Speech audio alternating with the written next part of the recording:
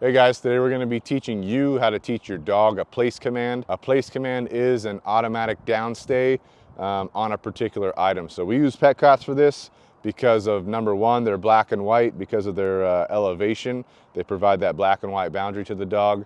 And number two, because they're elevated, they provide airflow up underneath the cot, which helps keep the dog cooler, especially for an extended period of time. So this one in particular is a Kuranda bed. You can find it on Amazon. A little bit more expensive, but a K&H cot is a great alternative, budget friendly, and also a great cot as well. So there's a couple things we need to teach you in order to get you to where you can be at on with a place command. So stick around and let's get into it.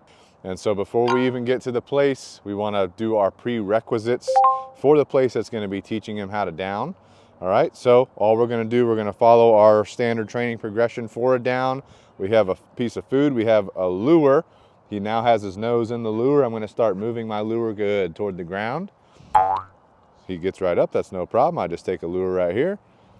Have him go, if he's starting to paw, I just ignore that. I go right to the down. A lot of dogs, good. They've learned how to paw in their past, OD free, but now they've got to learn how to down, right? So between every repetition, I like taking a couple steps forward, a couple steps backward.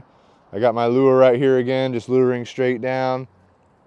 Good, OD free. So I'm gonna be doing this process, repetitiously to build up this down behavior. We are using a lot of food right now for every single repetition. As time goes on and he gets more comfortable with the behavior and the command, I'll stop using so much food. I'll just titrate off that food. So no, I'm not using food for the rest of his life all the time, but I will be using it randomly on a maintenance training schedule, right? But between every repetition, you can just take a couple steps, you get your lure, you lure him into the position you want, then you start getting him to go down like so, good, just like that, okay? This is all prerequisites. You don't wanna jump the gun here. You wanna provide your dog with a clear picture of what you're looking for in a systematic step-by-step process. So he gets up right here, I just say no, give a little leash tug, no. Good, he lays down, I say good, and I reward right here, right? So we wanna create a systematic step-by-step process for whatever it is that we're working on, okay? OD free. Now it's time to transition to our place command. Your place is gonna be an automatic downstay on a specific item. We use pet cots for this for a couple of reasons. I'll explain those in a second, but I've got a pet cot set up right over here. So now what we're gonna do, OD free, we're gonna release him from his downstay. We're gonna approach the pet cot. What I wanna do first is just get him used to there being a new item. So I'll just throw a piece of food on the pet cot just to get him familiarized with it. What I'm looking for is for him to eat the food off the pet cot. Notice how he's putting two front paws on there. So some dogs do get a little bit weirded out by the pet cot moving underneath them whenever they step on it. So that's why I like doing this right here. Notice how he's kind of staying on there. That's cool. He's got his front paws on there. He's sniffing something. So what I'm gonna do now is I'm gonna help direct him a little bit further away from the pet cot. He's got all four paws on there. So I'm gonna reward this. We're using a little bit of free shaping right now. So free shaping is letting a dog perform behavior and then you just reward them for doing things that are working toward your end goal. So if my end goal is to have him get on the pet cot, lay down and stay there, automatically I definitely like him getting onto the pet cot. Odie, good boy. But I do want to make sure I'm getting repetitions in, which is why I don't want him just sitting there all the time on the pet cot. I want him to practice getting on, getting off, getting on, getting off. So he's on the pet cot, he's just standing there, good. We say good, we reward. Then what I do is back up, Odie, get his attention, have him come over here, good boy. Give him a little pet. Now I'm gonna walk here and guide him onto it. So my first thing I wanna do, just get him going on and getting off the cot very comfortably. OD free. So notice I'm not making anything too complicated. I just walk toward the cot. If he gets up on it on his own, I just say good, I reward, OD free. So I'm just working on getting repetitions of getting on the cot, getting off the cot, getting on the cot, getting off the cot. This is the first thing we like to work on.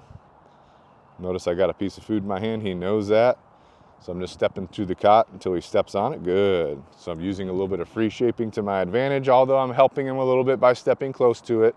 OD free, good boy.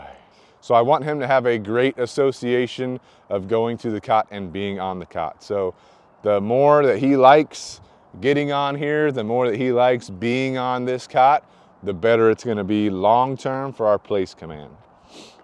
Odie free, good boy. So now, before I walk, I'm gonna start saying the word place before I start moving to it. Odie, place.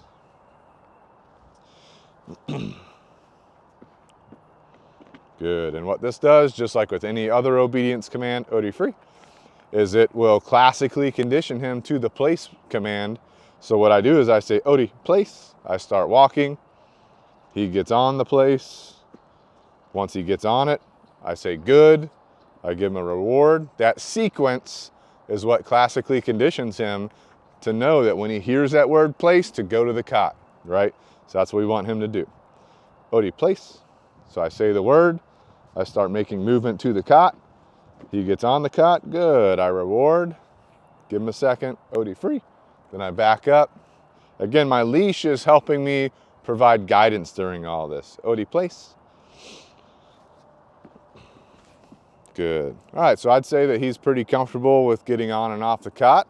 Some dogs, this might take more than one session. Some dogs, this might take multiple sessions. So if you're doing this with your dog at home, do not rush through this process, take your time, all right? So now that he's comfortable getting on and off the cot with that word place, next thing I'm gonna do is start making sure that he knows to lay down and stay there. So what I first do, because we've already taught him a down stay, is I'll just tell him to down. Odie, down.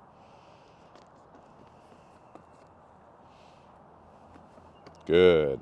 Now some dogs, if you tell them to down, they might be weirded out about downing on a pet cot, so they might jump off. All you'll do in that case is just use your leash and guide him back on the cot. You can always lure some downs on the cot if you need to. So whatever your dog's doing, just take your time and work through this and help your dog to have a good time and enjoy being on the cot. Odie free. Odie free. Come on, buddy. Good boy. A little bit distracted, no biggie. So my sequence at this point, I'm going to say place, Odie place. I start making movement to the cot, using the leash to help me guide him. Once he's on the cot, I'm gonna make sure that he downs. Odie down. Good. Odie stay. So now I say stay, because we've already done our down stay work away from the cot. So now I'm bringing it to the cot. So I say place first. I walk to the pet cot. I use the leash to guide me on. Once he's on, I say down, I say stay. Now I'm just gonna be working a down stay like I normally would be. Duration, distance, distraction. Notice I slack my leash, I start hanging out. If he gives me eye contact, I can say good, reward this. Remember, this is not a complete behavior. We're still building this behavior. So we are gonna still be using more rewards than we normally would, okay? So after a little bit of time with him staying in this position, down stay on the pet cot, now I'm gonna say free, Odie free. Good, let him get up, let him come hang out with me, get some pets. And then whenever you're ready, Odie place. You start walking, you use your leash to guide him just like this. Let him take his time getting on there. This is not a timed event. Odie, down. Odie, stay. So you have to go through that sequence. You say place, then you start moving to the pet cot. Use your leash to guide him there. Once he's on the pet cot, Odie down, Odie, stay. All right, so you're gonna go through all that sequence, right? Then you work your downstay, you let him hang out, you do your normal downstay work with him on a pet cot, and then after that, you're going to take a break and then do it again. So those are the steps that you're gonna use to teach the place command. Now at this point moving forward, you just have to extend your duration work, all right?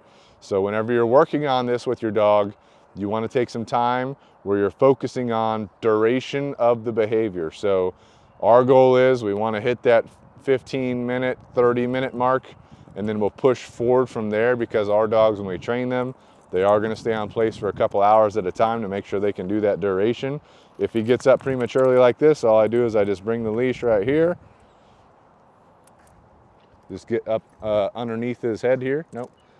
Nope. Good. Little tug downward. Once he lays down, good. Then you just go right back to your stay work, especially if he gives you eye contact. You say good, you reward that. So duration, that's all you're gonna do. If he gets up, you grab your leash, you bring him back, no, tug, he goes back down, good. So what I normally do, I might just stand here, for 15, 30 minutes. I might move around a little bit. If he gets up like this, a perfect example. Just bring the leash right here. Try to get up underneath his head. Nope. And little tug downward. Good. Then you just go back to what you're doing. So while you're doing this, you don't want to reward too frequently.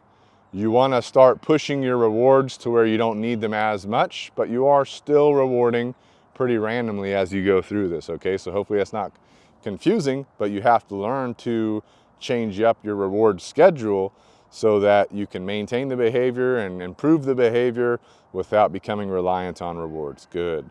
So you'd move around, you just kind of hang out 15, 30 minutes.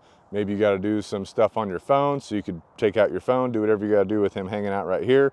You could do it in your house, same thing. Now, if you weren't next to him, you could drop your leash like this. Once you're at this point in training, it's pretty reliable.